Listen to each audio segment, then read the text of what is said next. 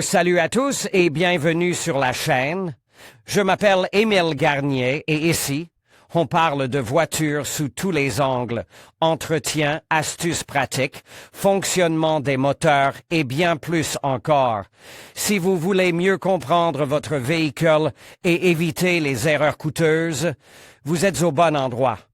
Pensez à mettre un j'aime, à vous abonner à la chaîne et à regarder la vidéo jusqu'à la fin. Vous y trouverez des infos vraiment utiles. La course automobile et Ferrari Willy Coni est née juste avant le début de la Seconde Guerre mondiale, en 1938. Jeune homme, il réussit dans l'édition et devient suffisamment riche pour se permettre de participer à des courses automobiles en tant que hobby. Il devient rapidement professionnel en achetant une Formule Junior Cooper au pilote de Formule 1 Wolfgang von Trips en 1961. L'année suivante, au volant d'une Ferrari 250 GT SWB Berlinetta, il remporte le championnat allemand de course de côte sous le pseudonyme de Robert Frank.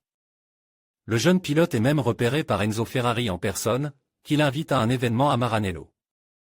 Jusqu'à la fin des années 60, Koenig participe à diverses compétitions au volant de voitures telles que la Lola T70, la Fiat Abarth, la Borgward Isabella TS et la Ford GT40. Cependant, en 1969, il décide de mettre fin à sa carrière de pilote professionnel pour se concentrer sur sa propre entreprise, tout en participant de temps à autre à des courses amateurs. Mais soudain, en 1974, Willy le coureur bat Willy l'homme d'affaires, il vend l'imprimerie, achète une Ferrari 365 GT4 BB et retourne sur la piste. Cependant, la voiture de sport au nom prestigieux déçoit quelque peu l'allemand, car elle se comporte différemment des voitures de course de pure race auxquelles il a eu affaire auparavant. Finalement, il en vient à refaire de Ferrari de vraies voitures de sport, non pas en tant que réglage ponctuel de sa propre voiture, mais en tant qu'entreprise. Dès le départ, Koenig suit une voie simple et éprouvée, en élargissant la voie avec des roues plus larges, en installant un aileron développé, une poignée renforcée et un nouveau système d'échappement. Cela ne passe pas inaperçu auprès des propriétaires de Ferrari qui demandent à Willy de travailler également sur leur voiture. En 1977, Koenig a ouvert la société Koenig Special GmbH à Munich et il l'a fait très opportunément, si l'on se souvient qu'à la même époque, Hans Werner Aufrecht et Era Melcher développaient activement leur entreprise à Affalterbach AMG et Bodo Buschmann. Travaillait avec Klaus Brackmann à Bottrop Brabu, le fils d'Erwin Lorentzé à Lens, une division Sport Service Lorentzé et les frères Artjon prépare une BMW pour le rallye BMW de 3e série. En un mot, Willy s'est inscrit dans la tendance qui consiste à peaufiner l'extérieur et l'intérieur de voitures qui ne sont pas bon marche. Cependant, dans son cas, il ne s'agissait pas de banales berlines allemandes, mais d'étalons des Apennins en pleine forme. Grâce à l'échappement original de Koenig Special, la puissance du moteur 12 cylindres en V365/512 BV d'un volume de presque 5 litres est passée de 335 à 350 chevaux, la modification du mécanisme de distribution apporte ce chiffre à 400 chevaux, et l'installation d'un nouveau piston ajoute 50 chevaux supplémentaires au troupeau. Le propriétaire de la Ferrari pouvait choisir la profondeur d'intervention dans la voiture de sport à son goût, et dans la version la plus chargée, la voiture accélérait de 100 km/h en seulement 4 secondes contre 6,5 c dans la version de base. Si cela ne suffisait pas au propriétaire, Koenig proposait une version biturbo, composée d'une paire de surcompresseurs Rajet et de refroidisseurs intermédiaires, qui fournissait 620 chevaux. Pour atteindre la vitesse impressionnante de 332 km/h au lieu des 280 km/h habituels, Koenig a redessiné presque tous les panneaux de la carrosserie, sans compter le capot et le toit. Les déflecteurs en fibre de verre ont non seulement amélioré l'aérodynamisme, mais ont également donné à la voiture un look reconnaissable. Entre tous, devenant rapidement une marque de fabrique des Koenig Special. Prendre une Ferrari et faire ce que personne d'autre n'a osé faire, c'est ainsi que l'on peut décrire la recette de Willy Koenig. En matière de folie esthétique et de génie technique. En 1984, une nouvelle ère commence pour Ferrari, qui présente la Testarossa. Un an plus tard, à Francfort, Koenig présente sa vision de cette voiture, en augmentant la puissance du moteur de 320 chevaux, pour atteindre la puissance époustouflante de 710 chevaux. Grâce à cela, la version Koenig accélérée de 100 km/h en 3,8 s et s'arrête à 340 km/h, chiffre standard, 5,4 s et 290 km/h respectivement. Cependant, la Testarossa a tellement plu à Koenig qu'en 1988, il a produit une version compétition de 800 chevaux et, un an plus tard, une version ouverte de la compétition Cabrio, qui n'était pas aussi rapide que la version fermée avec ses 349 km/h, mais qui ne pouvait accélérer que jusqu'à 319 km/h. Il convient de noter que Ferrari elle-même n'a jamais envisagé de produire la Testarossa avec un toit décapotable, car cela nécessitait d'importantes modifications de la carrosserie. La démolition du toit a coûté au propriétaire de la voiture 55 600 $, ce qui équivaut aujourd'hui à 120 000 $. Et ce n'est pas tout, au sommet de la gamme des Koenig spéciales se trouvait la version compétition évolution de 1000 chevaux DIN. Avec une vitesse de pointe revendiquée de 230 000 par heure, 370 km/h, et une accélération calculée de 0 à 60 000 par heure en 3,5 secondes. Pour atteindre de telles performances, Koenig utilise les technologies les plus coûteuses et les plus avancées de l'époque. Par exemple, les turbines ont été prélevées sur des voitures de la série américaine IMSA, et pour l'injection et l'allumage, c'est le système motronique, modifié par Joseph Lenz, qui a été utilisé. Les turbines pouvaient pousser jusqu'à 1,4 bar, et le système de Lenz s'appelait turbotronique. Grâce à la présence de capteurs de détonation, le système turbotronique modifie rapidement les angles d'allumage et la pression de suralimentation. Afin d'éviter les surcharges et les détonations, et les paramètres peuvent être contrôlés directement dans l'habitacle sur l'écran LCD. En même temps, le conducteur pouvait tourner un commutateur entre les sièges pour modifier la puissance maximale entre 600 et 1000 chevaux.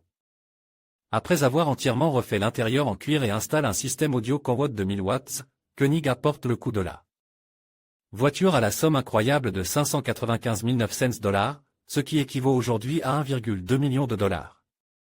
En général, les collègues de l'atelier, c'est-à-dire les préparateurs ouest-allemands de Mercedes et de BMW, face à l'œuvre à l'envergure de Koenig, faisaient figure d'adolescents.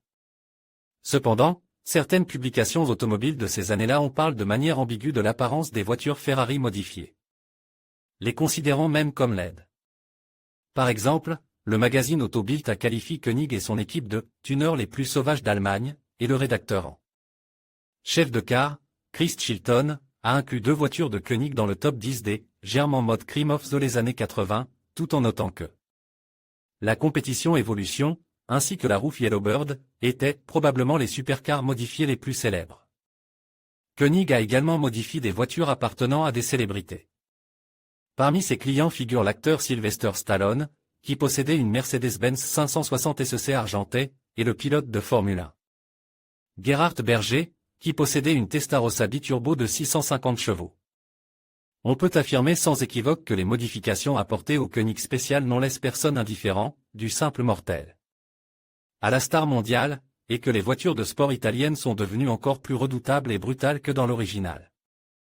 Il est intéressant de noter que l'armée des « haters » comprenait Enzo Ferrari lui-même, qui a rapidement et catégoriquement interdit le placement des « étalons galopants », c'est-à-dire des emblèmes de la marque, sur les créations de Willy. De plus, si un représentant des médias se risquait à montrer une photo d'une telle voiture avec des emblèmes Ferrari sur ses pages ou ses caméras de télévision, il recevrait immédiatement un procès de la part des Italiens. Malgré cela, Koenig finalisa par la suite de nombreux autres modèles de la marque italienne 308, F40, F50, F348, et selon le nombre de turbines, la puissance allait de 400 à 800 chevaux, ce qui était la norme pour les produits de l'atelier allemand. Parmi les employés permanents de l'atelier, on trouve des spécialistes, connus dans des cercles restreints, en particulier le préparateur de moteur France Albert et Vittorio Strozek, qui possède également son propre atelier, Strozek Design. La carrière de pilote de Willy Koenig est alors terminée, et c'est son fils Walter qui lui succède. Suite, Porsche, Mercedes, BMW, Lamborghini, Jaguar et autres Ferrari n'étaient pas la seule. Dans les années 80, l'entreprise se portait non seulement bien, mais très bien. L'agite Koenig s'est alors tourne vers d'autres voitures de sport. Au fil du temps, de nombreuses voitures exotiques se sont installées dans l'arrière-cour de Koenig spécial. La recette est restée inchangée, un extérieur spectaculaire avec des ailes développées en style white body, des spoilers et des pare-chocs massifs, des roues larges, une décoration intérieure luxueuse et un système audio puissant. En même temps, les versions de Koenig spéciales n'étaient pas considérées comme kitsch et avaient leur propre public cible, suffisamment riche pour que le marché réagisse à une offre aussi inhabituelle par une demande solvable appropriée. Cependant, Willy Koenig restait dans son répertoire et pouvait ajouter un cagnard, meuble, plutôt rudimentaire à l'ex qui coupe. Jaguar XJR ou installé sur la Porsche 911 non seulement une énorme queue de canard, mais aussi des optiques avant, A4. Sous une vitre commune, de sorte que la voiture de sport allemande perdait complètement la face, se transformant soit en une contrefaçon de la TVR britannique, soit en une parodie du coupe japonais. L'image douteuse était complétée par les optiques arrière de l'Audi DeSense. Si avec Ferrari tout était sur le point d'arriver, avec Jaguar, c'est déjà au-delà. Cependant, tout le monde peut offenser un artiste, mais tous les artistes ne sont pas capables d'offenser Porsche et de la vendre. Ensuite pour beaucoup d'argent. La version ouverte de la Lamborghini Diablo est un autre exemple d'approche inhabituelle. Après la présentation du prototype Diablo Roadster en 1992, Koenig Special a été, jusqu'en 1995, la seule entreprise à proposer de transformer le « Diable jaune » en Roadster ou en Targa. Bien entendu, les spécialistes de l'atelier n'ont pas renoncé à leur spécialité, de toujours, l'installation d'une double suralimentation, qui apporte la puissance et le couple à 800 chevaux et 750 Nm respectivement. Selon leur recette minichoise, certains modèles BMW ont également été améliorés, par exemple les coupes 635 CSI et 850 respectivement.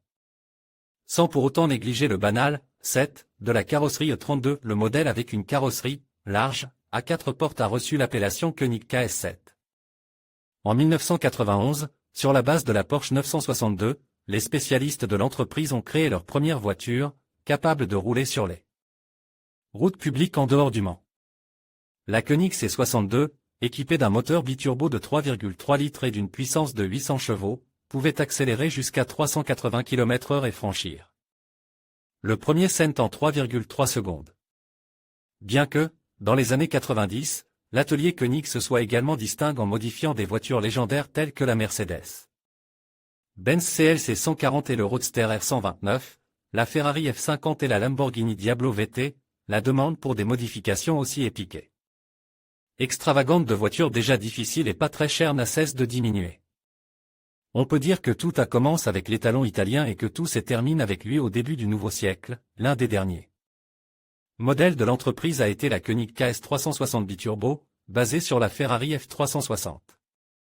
Cependant, personne n'est oublié et rien n'est oublié, il existe encore de nombreux admirateurs du travail de Willy Koenig dans le monde. Par exemple, au Japon, il existe des clubs entiers d'admirateurs et de propriétaires de voitures Koenig spéciales.